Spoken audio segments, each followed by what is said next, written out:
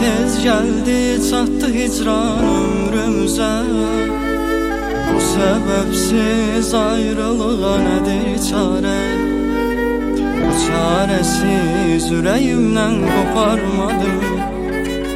Bir ruh idik ayrı ayrı bedenlerde.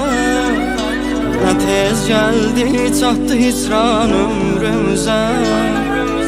Bu sebepsiz ayrılığa nedir çare?